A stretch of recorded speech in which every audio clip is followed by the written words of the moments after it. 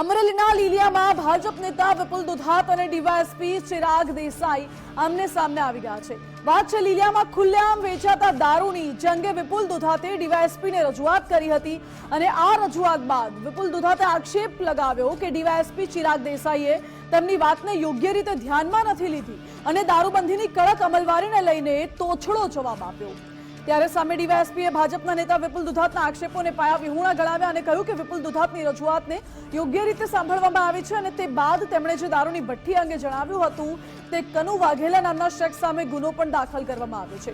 વિપુલ દુધાત રજૂઆત સમયે ઉગ્ર થઈ જતા તેવું પણ ડીવાયએસપીએ કહ્યું છે। જ્યારે ચિરાગ દેસાઈએ આ બાબતે કહ્યું કે ભાજપના નેતા વિપુલ દુધાત વારંવાર ટ્રાફિક અને ગેરકાયદે ખનન મામલે પોલીસને ભલામણ કરતા હોય છે ત્યારે પોલીસની કામગીરીમાં રૂકાવટ લાવતા હોય છે તેવું પણ કહેવામાં આવી રહ્યું છે। હાલ ભાજપ વર્સિસ પોલીસના ઉચ્ચ અધિકારીઓ આમને સામને હોય તેવો ઘાટ સર્જાયો। અમે રજૂઆત લઈને ગયેલા કે લીલિયા તાલુકાના ગામની અંદર જે અલગ અલગ ગામોની અંદર ખુલ્લેઆમ દારૂ વેચાય છે તે બાબતે રજૂઆત કરેલ, પરંતુ એસપી દ્વારા એવું કહેવામાં આવેલ કે લોકોને દારૂ પીતા બંધ કરો, દારૂ અમે વેચવા માટેનો કડકાઈ કરીએ છીએ અને એના જે જવાબ અને વર્તન હતા એ બિલકુલ ખરાબ હતું અને એક અધિકારીને શોભે એ પ્રકારનું કોઈ પણ વર્તન ના હતું અને અમે જે રજૂઆત કરેલા એમાં લોકો ઉપર આક્ષેપ કરવામાં આવેલ કે અમે આ બધું પૈસા માટે કરીએ છીએ। તો મારી આ મીડિયાના માધ્યમથી એસપીને ચેલેન્જ છે કે લીલિયા તાલુકાની અંદર જે ગામની અંદર જઈને પૂછો કે વિપુલ દુધાત જિલ્લા પંચાયતના સભ્ય કે મારા પિતાશ્રી હતા મગનભાઈ દુધાત, અમે ક્યારેય અમારો પરિવાર પૈસા માટે કરતો નથી। અગાઉ પણ ટ્રાફિકની કામગીરીમાં કે પોલીસની કામગીરીમાં એ ભલામણ કરતા હોય છે અને પોલીસની કાર્યવાહીને જે બાબતે નોંધ પણ કરવામાં આવતી હોય છે કે વિપુલભાઈ દુધાત દ્વારા પોલીસને આ રીતે ભલામણો ખોટી કરવામાં આવતી હોય છે। લીલિયા પોલીસ દ્વારા આવા કોઈ પણ બનાવો રેતી ના હોય, દારૂ ના હોય તેના માટે કાયદેસરની કાર્યવાહી કરવામાં આવતી હોય છે। આજે આ જ બાબતે એસપી સરના ઇન્સ્પેક્શન દરમિયાન વિપુલભાઈ દુધાતનાઓ પોતાના અલગ અલગ 10 માણસો સાથે રજૂઆત કરવા આવેલ। એસપી સરનાઓ દ્વારા એ બાબતે પ્રોહિબિશનની બાંહેધરી પણ આપેલ અને કાર્યવાહી કડકમાં કડક કરવામાં આવશે જણાવવામાં આવેલ। સાથે જ વિપુલભાઈ દુધાતનાઓની જે અલગ અલગ નોંધો કરેલ છે તેનું ધ્યાન દોરતા અને એમને રજૂઆત ઉગ્ર કરતા અંતે પોતે ત્યાંથી બહાર નીકળી ગયેલ અને બહાર જઈને પોલીસ પર ખોટા આક્ષેપો કરવામાં આવેલ।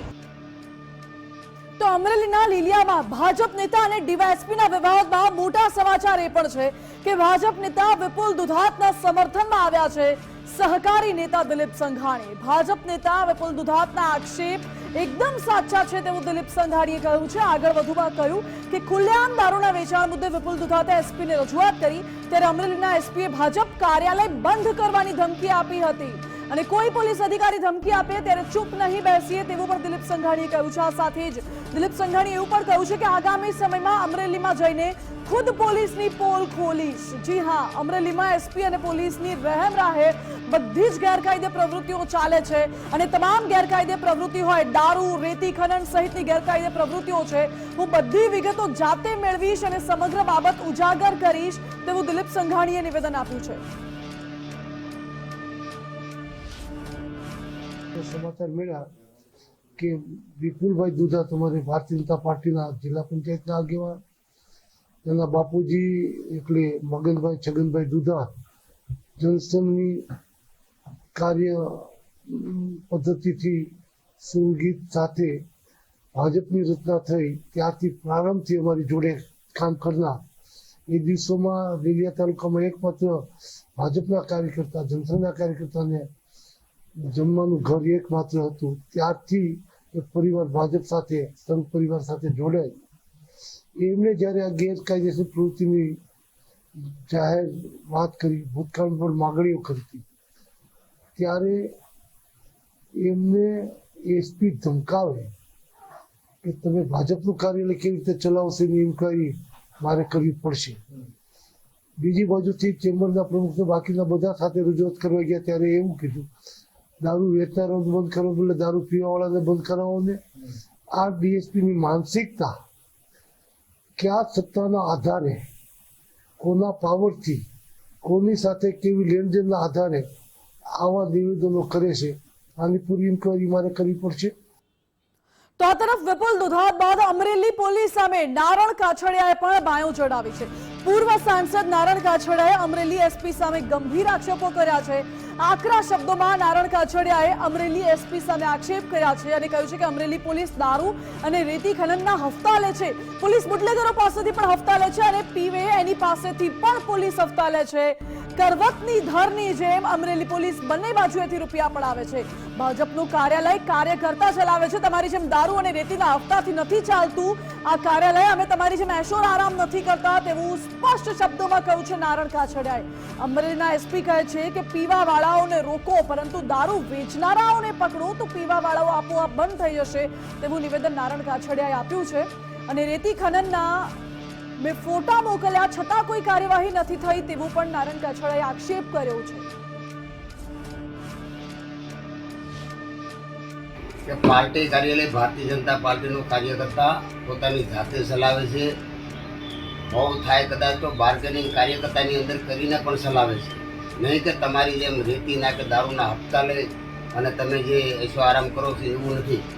અને મારે ખુલ્લેઆમ કહેવું છે કે રેતી અને દારૂ એ કોઈ જો ધંધો કરતા હોય કે એના જે કોઈ પેલું આખો એજન્સી હોય તો એ પોલીસની છે. એમાં જરા પણ એથી છોકરી કારણ અને એસપી એવું કીધું કે દારૂ પીવાવાળાને વિપુલભાઈને એવું કીધું કે દારૂ પીવાવાળાને તમે કહો એ બંધ થઈ જાય. એ જવાબદારી વિપુલભાઈ દુધાતની છે કે પોલીસની છે? પહેલાં તો પોલીસને દારૂ જે વેચે છે ને એને બંધ કરાવો એટલે ઓટોમેટિક પીવાવાળા બંધ થઈ જાય. તમે દારૂના બુટલેગર પાસેથી હપ્તા લ્યો છો અને દારૂ પીવે એને પકડીને એની પાસેથી પણ પૈસા લ્યો છો. એટલે તમે તો કરવતની ધારની જેમ બંને બાજુથી પૈસા પડાવો છો. તો સવાલ એ છે કે પોલીસ શા માટે બુટલેગરો અને રેત માફિયાઓ પાસેથી સામે કાર્યવાહી નથી કરતી? આજ મુદ્દે મારી સાથે ન્યૂઝરૂમથી અમારા એસોસિએટ એડિટર ધર્મેશ વૈદ્ય લાઈવ જોડાઈ ગયા છે. ધર્મેશ, એક તરફ ભાજપના દિગ્ગજ નેતાઓ છે, બીજી તરફ એસપી, ડીવાયએસપી અને પોલીસ વિભાગ પર સવાલ ઉઠી રહ્યા છે.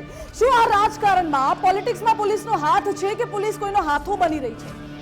માનસી, જે ભૂમિએ ગુજરાતના પ્રથમ મુખ્યમંત્રી આપ્યા છે એ જીવરાજ મહેતાની એ ભૂમિ અમરેલીની ભૂમિમાં છેલ્લા 6-8 મહિનાથી જે સમરાંગણ થઈ રહ્યું છે કે જે જિલ્લો કોંગ્રેસ મુક્ત છે, નગરપાલિકા, જિલ્લા પંચાયત અને ધારાસભ્ય કોંગ્રેસનો એકેય નથી, છતાં ભાજપની આંતરિક જૂથબંધીમાં તંત્ર અને જે અધિકારી અને આગેવાનો આમને સામને હોય છે અને એમાં ભાજપના જ બે જૂથ આમને સામને હોય એવું ચિત્ર ખડું થાય છે.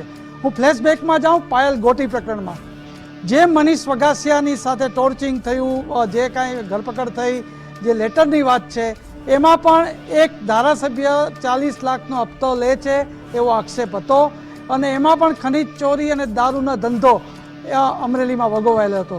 આ સંજોગોમાં ફરીથી જેને કહેવાય વિપુલ દુધાત કે જેના પિતાશ્રી જનસંઘના સ્થાપક હતા અને એ વિપુલ દુધાતને એસપીએ એવું કીધું કે એમના કહેવા મુજબ, એમના નિવેદન મુજબ એમણે જે ફરિયાદ કરી એમાં એમ કીધું દારૂ પીવાવાળાને ના કરો. ઉપરાંત એક આક્ષેપ એવો છે કે પોલીસ તંત્રને જાણે કોકે શાસક પક્ષના જ ભાજપના અગ્રણીએ સોપારી આપી હોય એવું વર્તન થયું છે અને આ શબ્દો આપણા નથી, જાણીતા સહકારી નેતા, ઇફકોના ચેરમેન અને ધુરંધર ભાજપના નેતા કહી શકાય દિલીપ સંઘાણીના છે. માનસી, આ બધા જ જે એપિસોડ થઈ રહ્યા છે ત્યારે એવું લાગી રહ્યું છે કે અહીં ખાખી અને ખાદી આમને સામને છે. બીજી વાત એ છે કે અત્યાર સુધી આપણે હેડલાઇન પણ જોઈએ છે કે ખાખીમાં પણ કોઈ આગેવાનોએ કરી તો પોલીસ સામે, ટ્રાફિક પોલીસ સામે થઈ હોય ભ્રષ્ટાચારના આક્ષેપ, પણ અહીં તો ખુદ સીધા જ એસપી સામે જે આક્ષેપ કરી રહ્યા છે એ પૂર્વ સાંસદ કરી રહ્યા છે. એ ખૂબ મહત્વની વાત કહી જાય છે. જી ધર્મેશ, પોલીસ ઉપર જે આક્ષેપો થઈ રહ્યા છે, પોલીસને ફોટો દેખાડવામાં આવે છે, પુરાવાઓ રજૂ કરવામાં આવે છે, છતાં જો પોલીસ કોઈ કાર્યવાહી નથી કરતી તો શું પોલીસની પાછળ પણ કોઈક એક્ટિવ છે પોલિટિક્સમાં કંઈ?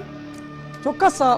મેં આપને કીધું કે ભાજપની આંતરિક જૂથબંધી અને શાસક પક્ષના નેતા, અને હું ફરીથી એક શબ્દ કહું છું કે પોલીસને જ સોપારી અપાઈ છે કે ભાજપના જ નેતાને ખતમ કરો. આ શબ્દ દિલીપભાઈ સંઘાણીના છે, બીજા અન્ય અગ્રણીઓ છે. આજે નારણભાઈ કાછડિયાએ પણ આ જ કીધું કે તમે ભાજપનું કાર્યાલયની વાત કરો છો પણ અમે તમારી જેમ હપ્તા નથી લેતા. આ શબ્દો જે છડે ચોક બોલ્યા છે, આ એક કહી શકાય કે કાયદો વ્યવસ્થાની આબરૂનું ચીરહરણ કર્યું છે, અને એ પણ દિગ્ગજ નેતા કે જેણે 5 વર્ષ સંસદમાં રહ્યા છે, ઉપરાંત પૂર્વ મંત્રી ધારો કે દિલીપભાઈ તો અત્યારે સહકારી અગ્રણી છે, ધુરંધર નેતા કહી શકાય.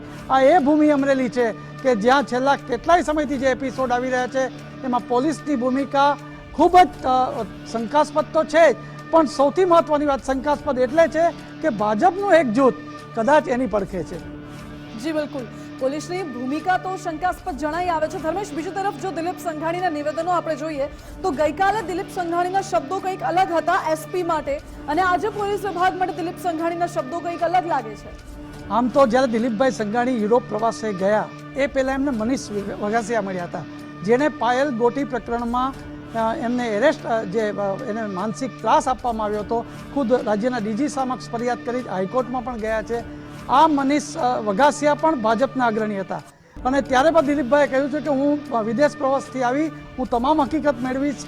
પાયલ ગોટી પ્રકરણમાં આ કેમ કરવામાં આવ્યું, અને ત્યારે મનીષ વઘાસિયા પાસે પણ એક ટોર્ચર કરવામાં આવ્યું હતું કે 2-3 વ્યક્તિઓના નામ લ્યો આ પાયલ ગોટીના લેટરમાં, એમાં દિલીપભાઈ હોય કે નારાયણ કાછડિયા હોય, આ નામો ખાસ લેવડાવવામાં આવે એવા પ્રયાસો થયા હતા. એ મનીષ વઘાસિયાએ પણ એમને પોતાની વિતક કથા રજૂ કરી હતી.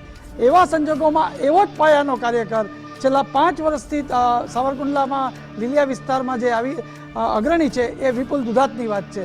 આ વિપુલ દુધાતે જે છેલ્લા કેટલાય સમયથી દારૂ જુગારની બધી સામે જે એસપી સામે પડ્યા છે, અને એના અંતર્ગત એસપી અથવા ડીવાયએસપી દ્વારા જે નિવેદન આવ્યું છે કે ભાઈ વિપુલ દુધાત પણ ભલામણ કરે છે, આ જે આમને સામને છે એમાં દિલીપભાઈ સંઘાણી ફરી આવ્યા છે મેદાને. આજે એમનો સૂર ફર્યો છે. એમણે કીધું કાલે જે કહેવાનું હતું એ ઘણું કહી દીધું, અને ખરેખર કાલ ઘણું કહી દીધું છે એમણે કે પોલીસનો વરઘોડો કાઢવો જોઈએ જો આવું હોય તો. પણ આ બધું જોતાં આ બધું નિવેદન અને આક્ષેપ પ્રતિ આક્ષેપમાં જે રાજકીય પીઢ અનુભવી છે એ જ્યારે આવું બોલતા હોય ત્યારે કાયદો વ્યવસ્થાનું ચીરહરણ છે, અને હવે તાકીદે પગલાં લેવા જોઈએ. અને અમરેલીના જે તાકીદના જે બનાવો છે એની સમીક્ષા રેન્જ આઈજી અને ડીજી કક્ષાના અધિકારીએ કરવી જોઈએ, અને એમાં કોણ છાવરે છે મહત્વની વાત છે, કોના સૂચકથી આ એસપી કે અન્ય લોકો પગલાં લે છે એ બહુ મહત્વનું છે. જી ધર્મેશ, બિલકુલ આભાર આપનો. એટલે પોલીસ કોના ઈશારે કામ કરી રહી છે એ સવાલ અત્યારે ઉઠી રહ્યો છે, કારણ કે વિપુલ દુધાત ત્યારબાદ દિલીપ સંઘાણીએ આક્ષેપ કર્યા, નારાયણ કાછડિયાએ પણ આક્ષેપો કર્યા છે અને કહ્યું છે કે રેતીના ડમ્પરો તો પોલીસ અને ખનન માફિયાઓની ભાગીદારી ચાલે છે. અહીં દારૂનો જે વેપલો છે અને બુટલેગરો જે બેફામ બન્યા છે એ પણ પોલીસની રહેમ નજરથી ચાલે છે. પોલીસ ઉપર જે આટલા ગંભીર આક્ષેપો ખુલ્લેઆમ કરવામાં આવી રહ્યા છે, અત્યાર સુધી પણ આક્ષેપ પ્રત્યાક્ષેપ થતા આવ્યા છે, પરંતુ આ વખતે જે ભાજપના નેતાઓ, ભાજપના પીઢ દિગ્ગજ નેતાઓ દ્વારા ખુલીને પોલીસ ઉપર જે આક્ષેપો કરવામાં આવી રહ્યા છે, કાયદો વ્યવસ્થાની સ્થિતિ ઉપર એક લપડાક સમાન છે.